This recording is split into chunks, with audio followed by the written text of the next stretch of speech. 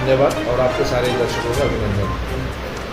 सबसे पहले मैं आपसे पूछना चाहूँगा कि इस समय आम आदमी पार्टी ज्वाइन करते हुए आपको कितना टाइम हो गया और कैसा एक्सपीरियंस रहा आपका अब तक का? देखिए, मैं 2012 से आंदोलन के समय से जुड़ा हुआ था, लेकिन मैं उतना सक्रिय नहीं था।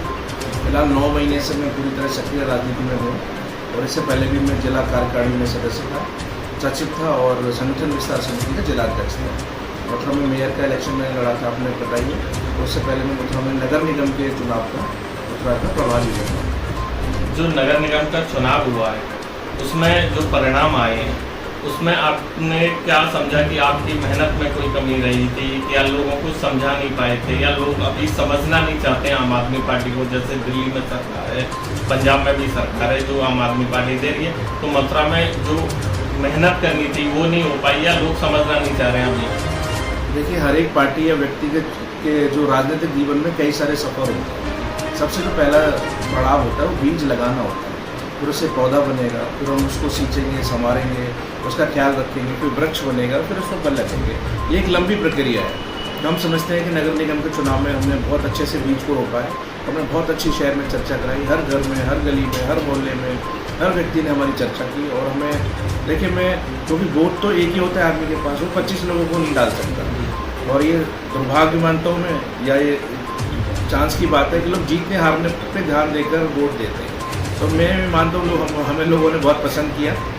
उतना वोट हमें नहीं मिला, हमें उससे कोई नाराज़गी नहीं है। हम बिल्कुल आशा से भरे हुए हैं कि जिन लोगों ने हमारी इस चुनाव में चर्चा की, हमें चाहा है, हमें पसंद किया है, वो अगले इलेक्शन में हमें अवश्य ही वोट देंगे।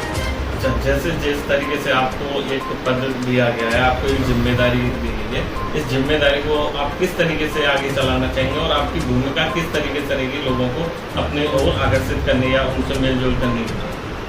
देखिए, राजनीति अंतोगत आम लोगों को लाभ पहुंचाने के लिए की जाती है। फिर से उसके 2 चरण हैं। एक, पार्टी के भीतर संगठन को मजबूत करना। महानगर में 70 वार्ड आते हैं, 70 के 70 वार्डों में हम बूथ तक कमेटियाँ बनाएंगे। दूसरा, जो आम लोगों की समस्याएं हैं, जो हमारे चुनाव में मुद्दे थे, अभी हम 6 महीने नगर निगम को भरते दे रहे हैं, 6 महीने बाद जो ये समस्या का समाधान नहीं होगा तो हम इन समस्याओं को लेकर जन जागरण करेंगे, घर घर जाएंगे, लोगों से समस्या जानेंगे और उनको अच्छे से उठाएंगे। जिस स्तर की समस्या होगी उस स्तर के सक्षम अधिकारी से जाके बात करेंगे और उन्हें समाधान कराने के अपनी तरफ से पूरे प्रयास करेंगे।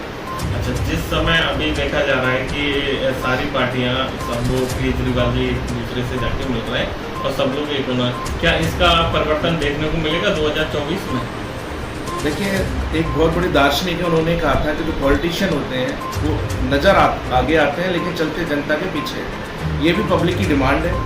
पब्लिक की डिमांड ये है कि सारे लोग मिलकर बीजेपी का जो तानाशाही रवैया है उससे उनको छुटकारा दिलाएं। लोग बहुत त्रस्त हैं, परेशान हैं और विकल्प तलाश रहे हैं। लोगों की मांग के आधार पर ही ये राजनीतिक दल पास आ रहे हैं। अगर कोई अकेला इन्हें हरा सकता होता तो जाहिर सी बात है किसी और से समझौता क्यों करते हैं। तो लोगों की मांग पर ये सारी चीज़ें हो रही हैं और लोग अगर चाहेंगे, अब सब कुछ लोकतंत्र में जनता जनार्दन है। राजनीतिक दल कुछ भी कर ले, परिणाम जनता को लाने हैं, वोट जनता को देना है।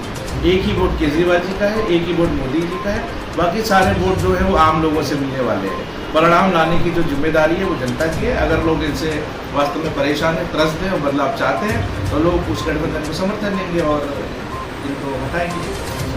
जब मैं ये कहना चाहूँगा आखिर में कि आपको यही सब कुछ देखते हुए अपनी मेहनत को और आप मथुरा की जनता से क्या अपील करना चाहेंगे कि आगे के 2024 या उससे आगे वाले चुनाव में आप आदमी पार्टी की जो गारंटियाँ हैं उनको लेके आप क्या कहना चाहोगे मथुरा की जनता से? देखिए, 2024, 27, 32 या अन्य इलेक्शनों का कोई सवाल नहीं है। लोकतंत्र, हम बहुत भाग्यशाली हैं जो हम लोकतांत्रिक व्यवस्था का अंग है।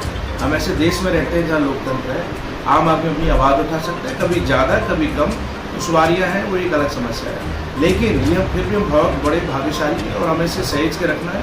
मैं सिर्फ यही चाहता हूँ कि लोग जाति के आधार पर, धर्म के आधार पर, संप्रदाय के आधार पर, क्षेत्रवाद के आधार पर वोट ना करें, मुद्दों के आधार पर वोट करें, परफॉर्मेंस के आधार पर वोट करें। बहुत ही साधारण सा सिद्धांत है, जो आप बोएंगे वो आप काटेंगे। तो अगर हम लोकतंत्र व्यवस्था में अच्छा बोएंगे, मुद्दों को बोएंगे, समस्याओं के समाधान के लिए अगर हम वोट करेंगे तो उन समस्याओं का समाधान अवश्य होगा। अन्यथा जैसा चल रहा है वैसा चलता रहेगा। आपने देखा कि अभी प्रवीण भारद्वाज जी ने बताया कि इस समय लोगों को अपना जो पुराना रवैया है जो चल रहा था कि जाति के नाम पे, धर्म के नाम पे वोट न देके एक उजागर के नाम पे, एक लोगों की पढ़ाई के नाम पे, लिखाई के नाम पे जो दिल्ली में चल रहा है और इनके मॉडल हैं, उसके आधार पर वोट देकर आम आदमी पार्टी को आगे बढ़ाने की बात कही है। मैं जगदीश चौधरी, T22 चैनल से।